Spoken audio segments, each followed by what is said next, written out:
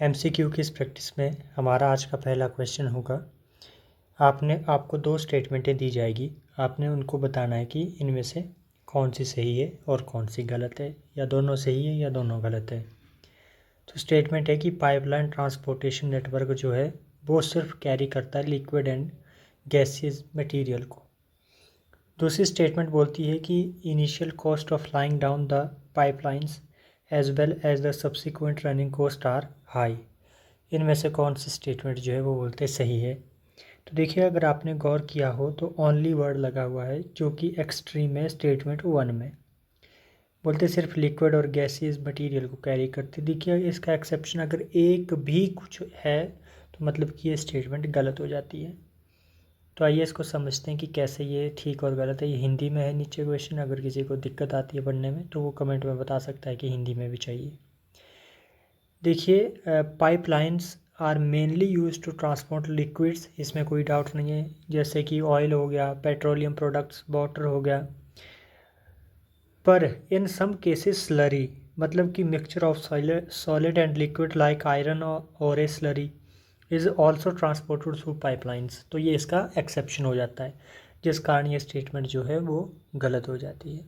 तो देखिए, जब ऐसी एक्सट्रीम स्टेटमेंटें आती है तो आपको जनरल जो सिनेरियो रहता है उसको फॉलो करना है, ना कि बिल्कुल वर्ड टू वर्ड चीज़ों को पकड़ना है। दूसरी स्टेटमेंट बोलते हैं कि the initial cost of laying down the pipelines as well as the subsequent running cost are high. अब देखिए, ये स्टेटमेंट जो है वो कैसे गलत होती है। देखिए, initial cost of laying down यानी कि पहले जो पाइपलाइन बिछाने में खर्चा आता है और वो जो है सब्सिक्वेंट रनिंग कॉस्ट आ रहा है, मतलब कि बाद में जो उसको फिर मेंटेन करने में जो खर्च आता है उससे ज़्यादा, उससे कम होता है। ये कैसे हो सकता है भला। Initial cost of lying pipes is needed high, ended high, मतलब कि वो जो होता है, अब पहले कोई शुरुआत में काम करेंगे, जैसे कि आपने एक उदाहरण मान लेते हैं कि घर बनाया। घर को जब आप शुरू में बनाएंगे तो मान लीजिए आपने 20 लाख खर्च कर दिए, 30 लाख खर्च कर दिए, या 5 लाख 10 लाख खर्च किए। क्या आप जब उसकी मेंटेनेंस करवाएंगे, जब उसको बाहर से पेंट वगैरह करवाएंगे, तो क्या वो उतनी ही कॉस्ट आएगी? आपको बिल्कुल भी नहीं आएगी। तो ये स्टेटमेंट जो है दूसरी इस सिनेरियो से भी समझ सकते हैं आपकी गलत हो जाती है। ऑपरेशनल कॉस्ट जो है वो वेरी लो रहती है फिर, इसलिए स्टेटमेंट दोनों जो है गलत है, इसलिए option B is correct answer. दूसरी स्टेटमेंट देखिए, दूसरा क्वेश्चन क्या बोलता है कि NH7 जो है वो पास होता है भोपाल और तिरुचिरापल्ली, ये तमिलनाडु में जगह है एक। और दूसरी स्टेटमेंट है इसी क्वेश्चन की कि Delhi and Mumbai are connected by national highway 9। तो ऊपरी स्टेटमेंट के संदर्भ में बताना है आपको कि कौन सी स्टेटमेंट जो है वो सही है। तो देखिए, सबसे पहली चीज़ तो है NH7 जो है वो भोपाल और तिरुचिरापल्ली से पास होता है या नहीं होता है। एक्सप्लेनेशन देखिए इसकी। पहले बिफोर रीनंबरिंग NH7 जो था वो इंडिया का सबसे लॉन्गेस्ट हाईवे था। किसी को अगर ये पता नहीं था तो ये एक उनके लिए हाईलाइट करने योग्य पॉइंट है। ये कनेक्ट करता है वाराणसी उत्तर प्रदेश को कन्याकुमारी से। ये जाता है by Jabalpur, Nagpur, Hyderabad, Bangalore, Salem and Madurai. However it did not pass through Bhopal. ये भोपाल से नहीं जाता है। ये जबलपुर से तो गुजरता है पर बिल्कुल भोपाल से नहीं जाता है, जो जगह यहाँ बताई गई है सवाल में। इसका नाम जो है वो बदलने के बाद, जैसे कि इसको फिर बाद में नेशनल हाईवे 44 कर दिया, तब भी ये स्टिल जो है वो भोपाल को कनेक्ट नहीं करता है, इसलिए स्टेटमेंट 1 जो है वो इनकरेक्ट है। दूसरी स्टेटमेंट देखिए कि Delhi and Mumbai are connected by NH9। इसकी एक्सप्लेनेशन देखिए आप कि Delhi and Mumbai are connected by NH48, formerly part of old NH8। NH9 जो है वो कनेक्ट करता है हैदराबाद को विजयवाड़ा से, ना कि दिल्ली और मुंबई को, इसलिए स्टेटमेंट दूसरी भी गलत हो जाती है। अब यहाँ पर जो क्वेश्चन बनता है, इसका जो मतलब कि कोर थीम बनती है वो बनी आपकी नेशनल हाईवेज से। जो भी 10-12 हमारे मेन नेशनल हाईवेज़ हैं उनके वो आपने पढ़ के रखना है, कौन सा लॉन्गेस्ट है, कौन सा हाई एल्टीट्यूड पे है, कौन सा किसको कनेक्ट करता है। मोटा मोटा सा आइडिया आपने अपने दिमाग में एक रफ सा एक मैप क्रिएट करके रखना है, ताकि इस तरह के सवालों में आप फंसे ना। ये सवाल जो है Himachal Pradesh public service commission के द्वारा अभी हाल ही में हुए exam Himachal Pradesh forest assistant conservative का एक एग्ज़ाम होता है जिसमें ये सब सवाल जो है पूछे जा चुके हैं, तो इनकी संभावना आगे भी रिपीट होने की है।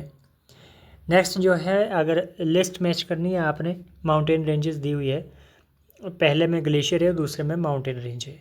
तो बाल्टोरो, बड़ा शिगरी, सतोपथ और जेमू, ये सवाल इतना सदाबहार है कि ये सवाल यानी कि हिमाचल प्रदेश की बात करें तो यहाँ से तो हर बार शॉर्ट क्वेश्चन बनते हैं, या वो चाहे वो HS हो या फिर अदर जो भी सबऑर्डिनेट सर्विस एग्ज़ाम हो या फिर इस तरह की कोई और एग्ज़ाम हो, गेजेटेड पोस्ट के लिए भी होते हैं, उनमें भी इस तरह के सवाल जो है वो काफ़ी पूछता है Himachal Pradesh public service commission. और इसी तर्ज पे जो UPSC भी काफ़ी बार सवाल की फ्रेमिंग करता है।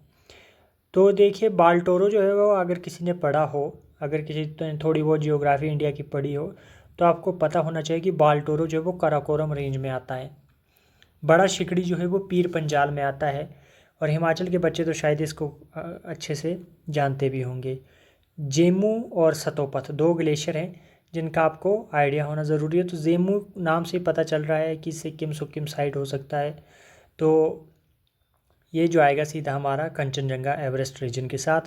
तो ए का हमारा 2 आएगा, जो कि ऑप्शन सिर्फ A और C में है। दूसरा जाएगा बड़ा शिगड़ी 3 में, तो ऑप्शन B इसका, यानी कि B के साथ 3 आएगा, तो ऑप्शन A इसका सही हो जाएगा। देखिए, आपने सिर्फ दिमाग लगाना है, चीज़ों को कैच करना है, ज़रूरी नहीं कि इसमें आपको पूरा नॉलेज चाहिए था। सिर्फ अगर 2 का भी आइडिया होता आपको तो आपका जवाब निकल जाता। अगर D का भी पता है आपको तब भी आपका आंसर जो है वो नहीं निकल पाता, क्योंकि 2 आप एलिमिनेट कर देते। पर फिर भी अगर आपको A और B का पता था तो आप इससे ईजिली आंसर तक पहुंच सकते थे। अब आपके लिए थीम तैयार हो गई, एक ग्लेशियर्स एंड माउंटेन रेंजेस, इनको आपने पढ़ के रखना है। इसके बाद जो नेक्स्ट अगर एक्सप्लेनेशन देखिए आप, तो देखिए Baltoro glacier is one of the largest glacier outside the polar region located in Gilgit Baltistan Pakistan administered regions. It lies the Karakoram range near K2. The birds is second highest peak है। बड़ा शिगड़ी जैसा कि मैंने बताया हिमाचल प्रदेश में सिचुएटेड है, लाहौल स्पीति वैली में, और northern slopes of Pir Panjal of western Himalaya. तो इसलिए सतोपथ ग्लेशियर कुमाऊं गढ़वाल रीजन में आता है, और जेमू जो है वो हमारा कंचनजंगा में आएगा, तो इसलिए ऑप्शन ए इसका करेक्ट हो जाता है। क्वेश्चन नंबर 4 पूछता है कि which of the following is the major oil producing field in India. तो इसमें ये ऑप्शन दिए हुए हैं, तो इसमें जो सही ऑप्शन होगा आपका वो बसीन होगा, या बासीन बोल लीजिए। ये क्यों सही होगा, देखिए, ये major offshore oil and gas field है जो लोकेटेड है अरेबियन सी में near Mumbai. Anta is a major gas based power plant location. फिर उसके बाद अगर हम Singareni is famous for its coal mines, इसलिए नया बेली ये हिमाचल प्रदेश ने HS में पहले भी ये प्लेस पूछा हुआ है। ये famous for large deposit of lignite coil है, और ये तमिलनाडु में है। क्वेश्चन नंबर 5 की बात करें हम, तो ये पूछता है कि 2 स्टेटमेंटें दी है, बताना है कि कौन सी सही है। 4 स्टेट जो है इंडिया के वो इंटरनेशनल बाउंड्री बनाते हैं बांग्लादेश के साथ। पहली ये है, दूसरे की भूटान शेयर करता है shortest boundary with India Afghanistan के बाद। तो ये क्या दोनों स्टेटमेंटें सही है, या दोनों स्टेटमेंटें गलत है, या इनमें से कोई एक सही है या एक गलत है, तो आपने इनमें से पढ़ के बताना है। तो आप क्वेश्चन को समझ चुके होंगे। देखिए, अगर हम इंडिया की बात करें तो ये बांग्लादेश के साथ 5 स्टेट बाउंड्री शेयर करते हैं, ना कि 4। That's why option statement 1 is incorrect. If we talk about statement 2, Bhutan shares the shortest boundary with India after Pakistan, is it true? Of course it is absolutely correct कि भूटान जो है वो अफ़गानिस्तान के बाद दूसरा देश है जो सबसे शॉर्ट इंटरनेशनल बाउंड्री बनाता है भारत के साथ। आइए समझते हैं इनके कॉन्टेक्स्ट को। इधर देखिए, सबसे पहले जो है 4 स्टेट जो स्टेटमेंट दी है ये गलत है। 5 स्टेट जैसे कि वेस्ट बंगाल हो गया, Assam, Meghalaya, Tripura and Mizoram, these are the Indian states which share the boundary with Bangladesh. तो ये जो है इसलिए स्टेटमेंट जो है वो इनकरेक्ट हो जाती है। Statement 2, Bhutan shares the shortest boundary with India after Pakistan, ये स्टेटमेंट जो है वो एब्सोल्युटली करेक्ट है, बिकॉज अफ़गानिस्तान जो है वो अप्रॉक्स 106 किलोमीटर का बाउंड्री शेयर करता है इंडिया के साथ। Then followed by Bhutan. तो भूटान जो है वो 699 किलोमीटर का बाउंड्री बनाता है और सेकंड शॉर्टेस्ट है। तो इसलिए statement 1 is incorrect and 2 is correct. अब आपको अपने भी जो भी नेबरिंग कंट्री है उनके साथ कौन कौन सी स्टेट हमारी बाउंड्री बनाते हैं और लगभग कितना अप्रॉक्स डिस्टेंस है उनका भारत का उस देश के साथ, पर्टिकुलर देश के साथ, वो आपने बिल्कुल अपने टिप्स पे रखने हैं। ये आपके लिए एक टॉपिक प्रिपेयर करने के लिए हो गया। Principle of drop cover and hold on pertain to. तो ये जो ड्रॉप कवर होल्ड ऑन का सिद्धांत है ये किससे जुड़ा हुआ है, ये पूछा हुआ है आपसे। तो आपने सुना होगा ड्रॉप कवर करने के लिए स्कूल में जब मॉक ड्रिलें करवाई जाती है तो इस तरह के वर्ड्स का यूज होता है। तो ये एब्सोल्युटली जो यहाँ पे आंसर दिए हुए हैं, इन्होंने ऑप्शन दिए हुए हैं, उसमें जो ऑप्शन सी है हमारा अर्थक्वेक, ये इसी से जुड़े हुए हैं। The principle of drop cover and hold on is safety procedures during an earthquake to reduce the risk of injury और फ्रॉम फॉलिंग ऑब्जेक्ट्स और स्ट्रक्चरल कोलैप्स। ड्रॉप का मतलब हो गया, ड्रॉप का मतलब होगा immediately drop down on to your hands and knees to prevent being knocked over. Cover का मतलब हो गया take cover during a sturdy table, desk हो गया piece of furniture to protect your head and neck, hold on to the furniture और object until the shaking stops. तो ये इस तरह की चीज़ें आती है। This method is recommended worldwide disaster management agencies like NDA, NDMA and FEMA. ये फेमा जो है वो USA की है। इसके बाद अगर हम क्वेश्चन नंबर 7 की बात करें तो ये पूछा है गंगा रिवर के बारे में। Ganga river from east to west जो है कुछ इन्होंने स्थान दिए हुए हैं जिनको आपको सजाना है, यानी कि ईस्ट से वेस्ट की तरफ, अरुणाचल प्रदेश से गुजरात की तरफ को। पहला है ऋषिकेश, कानपुर, छापरा, तीतागढ़। तो अगर आप ऋषिकेश का बात करेंगे तो आपको शायद आइडिया हो जाएगा कि ऋषिकेश जो है वो सबसे लास्ट में आना चाहिए। तो अब इस हिसाब से आपको क्या लगता है कि हमारे जो ऑप्शन जो है वो कौन सा सही बनता है, आइए समझते हैं इसको। ऑप्शन नंबर सी जो है वो करेक्ट है हमारा। To arrange the towns from east to west the move up stream along the Ganga river. इसमें देखिए अगर हम तीतागढ़ की बात करें तो ये कोलकाता के पास है जो कि ईस्टर्न मोस्ट है। छापरा आपका बिहार में है, कानपुर आपका यूपी में है, ऋषिकेश आपका उत्तराखंड में है। ये बहुत आसान है क्योंकि जगहें ही अलग अलग डिस्ट्रिक्ट अलग अलग स्टेट में हैं, तो आपको ज़्यादा मुश्किल नहीं होनी चाहिए थी। पर अब गंगा जो भी गंगा का ड्रेनेज सिस्टम है उसको आपने प्रॉपर तरीके से प्रिपेयर करके रखना है, उससे किसी तरह के क्वेश्चन बन सकते हैं। अगर हम क्वेश्चन नंबर 8 की बात करें, देखिए आज के तो नेशनल ईयर मॉनिटरिंग प्रोग्राम जो है वो बोलते हैं 1984 में चलाया गया। हाई कंसंट्रेशन ऑफ ओजोन जो है उससे dark brown lesions on upper surface of lips. तो इसके इनमें से जो स्टेटमेंट है वो कौन सी करेक्ट है, या दोनों करेक्ट है, या इनमें से 1 करेक्ट है 2 इनकरेक्ट है, या 1 इनकरेक्ट है और 1 करेक्ट है 2 इनकरेक्ट है, आपने ये बताना है। तो देखिए अगर हम बात करें इनके तो पहली स्टेटमेंट जो है वो बिल्कुल सही है कि ये 1984 में ही लॉन्च हुआ है NAMP, यानी कि नेशनल ईयर मॉनिटरिंग प्रोग्राम। और अगर हम दूसरा इसका एम जो था वो ईयर क्वालिटी को मॉनिटर करना था। फिर उसके बाद जो दूसरी स्टेटमेंट है ये statement 2 is also correct because ozone O3 at high concentration at phytotoxic pollutant it causes dark brown और purple lesions and chlorosis on the upper surface of lips. पत्तियों पे ये सब जमता है और रिड्यूसिंग फोटोसिंथेसिस एंड ग्रोथ। तो इसलिए स्टेटमेंट ऑप्शन ए जो है वो करेक्ट होगा। इस तरह के जनरल जो क्वेश्चन होते हैं ना इन्वायरमेंट से, वो इस तरह की स्टेटमेंटें जो है वो जनरली ठीक ही होती है। तो ये सब भी आपने ध्यान में रखना है। नेक्स्ट जो सवाल आपसे पूछा जाता है वो which of the following books was not written by Mahatma Gandhi. देखिए गांधी से 2 सवाल आपको यहाँ पे देखने को मिल जाएंगे।